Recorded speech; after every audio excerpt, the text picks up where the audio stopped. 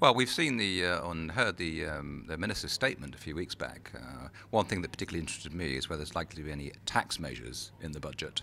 And maybe I'm reading too much into it, but Mr. Bell did talk about, in addition to the tax increases already mentioned, which kind of made me wonder whether he's done with tax now and there won't be any changes to the tax regime.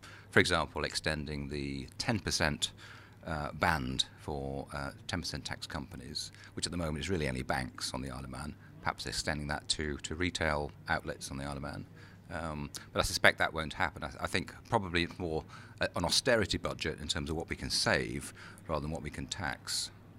And how will that affect you and your clients?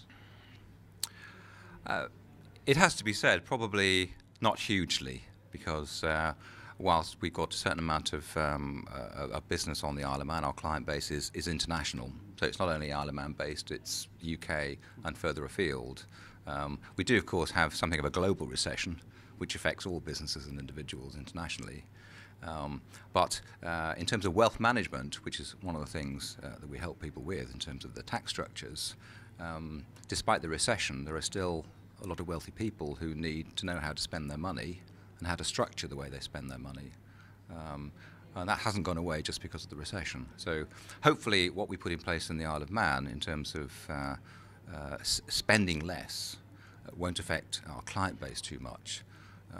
But clearly we do have Isle of Man-based clients, and they're going to be concerned to know whether the budget's going to affect their pound in the pocket, as Dennis Healy used to say.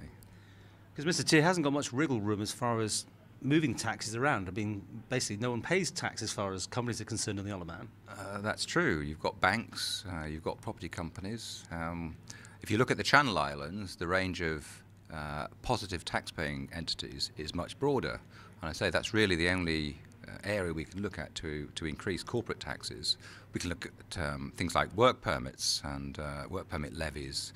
And the imagination can run riot in terms of the range of additional levies we could bring in, but this is really tinkering at the edges. In terms of corporate and personal taxes, I agree that the scope is limited. You've got the individual personal tax liability cap. I don't think that's going to increase again. That was put up from 100,000 to 115,000 not that long ago. I think really the only scope is with corporate taxes. If we think about extending the range of tax-paying entities from just effectively banks to other things, and B, possibly increasing the rate that tax-paying entities pay from 10% to 15 or even 20. We both know that people will scuttle off to other jurisdictions that don't have that sort of rate. Possibly, except of course there is a market in the Isle of Man for certain types of goods and services. And some companies who are paying tax or who are not paying tax in the Isle of Man are here because of the market and not because of tax-saving opportunities. So I think if we can identify why people are here in terms, well, if you look at retail outlets, for example, they're here on the Isle of Man because there's a retail sector they can make money from, not because they want to base themselves here internationally to try and save tax.